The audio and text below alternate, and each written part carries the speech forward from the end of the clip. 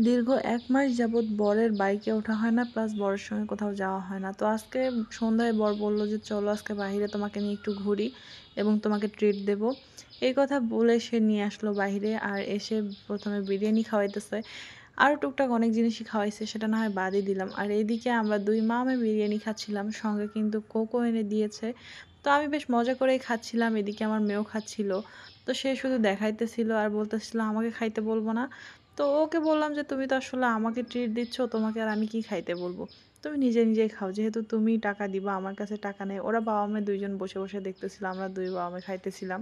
এদিকে সাবাকে জিজ্ঞেস করতেছিল, "সাবা আমাকে দিবা না?" তখন সাবাও মাথা নাড়াইতেছিল যে, "না দেব না।" মানে আমরা ২ মামে খাবো, ওরা ২ বাবা-মেয়ে দেখবে আরকি, এরকম একটা অবস্থা।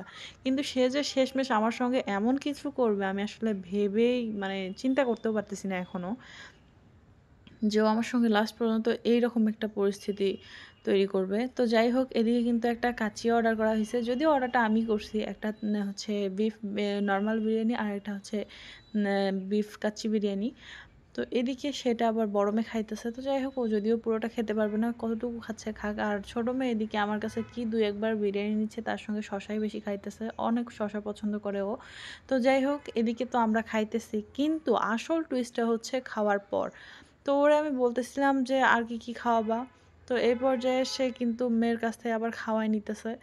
তো ওরে বারবার বলতেছিলাম যে, "এখান থেকে বের হয়ে আরো কি খাওয়াবো সেটা বলো।" তো ও বলতেছে, "আরে আগে খাও না। এখানটায় আগে খাও, তারপর দেখা যাবে কি যে কি খাইতে পারো আর না পারো। এখান থেকে বের হওয়ার পর যদি তুমি আরো কিছু খাইতে পারো বা খাওয়ার ইচ্ছা হয় তোমার, তাহলে আমি খাওয়াবো।" তো এই পর্যায়ে সে বলতেছে যে, "টাকা কই টাকা?" তখন বললাম যে, "আমি কেন টাকা দেবো? আমাকে কেন জিজ্ঞেস করতেছো? তুমি তো ট্রিট দিবা বলছো।" তখন বলতেছে যে, "না, তুমি টাকা দিবা, আমার কাছে ৳১ নাই।" ৳১ আমি নিয়ে আসি নাই। এইটা শুনে তো আমি টেনশনে পড়ে গেলাম যে আসলে এখন কি হবে? সে যদি টাকা সত্যিই না নিয়ে আসে আর এইভাবে বলে যে আমাকে বোকা বানাবে, ১ম এ তো ভাবতেছিলাম হয়তোবা এমনিই বলতেছে। এদিকে একটু চিন্তায়ও পড়তেছিলাম যে আসলে এখান থেকে তো এরা বেরও হইতে দেবে না টাকা না দিলে। তো মেয়ে হাসতেছিল। আমি জানি না ওরা বাবা-মা কি প্ল্যানিং করতেছিল। শেষমেশ আমি আসলে মানে খাবারটা আর ভিতরে দিতে পারতেছিলাম না। তো বলতেছে, "খাও, খাও। খাওয়ার শেষে না হয় চিন্তা করা যাবে, টাকা-পয়সার কিছু একটা ব্যবস্থা হবে।" এই পর্যায়ে ভাবলাম হয়তোবা এমনি মজা করতেছে। তারপরেও ও যেভাবে সিরিয়াসলি বলতেছে এটা শুনে আসলে নিশ্চিন্ত হতে পারতেছিলাম না। এদিকেও কোকও পড়ে যাচ্ছে সবকিছু দেখে। আর আমি তো চিন্তায়, চিন্তায় অস্থির হইতেছিলাম যে সত্যি যদি ও টাকাটা না দেয়, আমাকে বারবার বলতেছে, "টাকা বের করো, তাড়াতাড়ি খাও এবং টাকা বের করো।" এদিকে সে কি ভাব নিয়ে আছে, বারবার বলতেছি, "টাকা দাও, টাকা দাও।" খাওয়া তো প্রায় শেষের দিকে। সে বলতেছে যে, "তোমাকে দিয়ে থালা বাসন মাজাবে আজকে, আমার কাছে টাকা নাই।" মানে সে নিজে খাচ্ছে না বলে আমাকে ট্রিট দেওয়ার কথা বলে এখানে নিয়ে এসে যে এত বড় অপমান করবে সেটা আসলে আমি ভাবতেই পারি নাই। বারবার তার কাছে টাকা চাইতেছি আর সে দেখেন পকেট উল্টায় দেখাইতেছে যে আমার কাছে ৳১ নাই। এই যে দেখো পুরা পকেট ফাঁকা।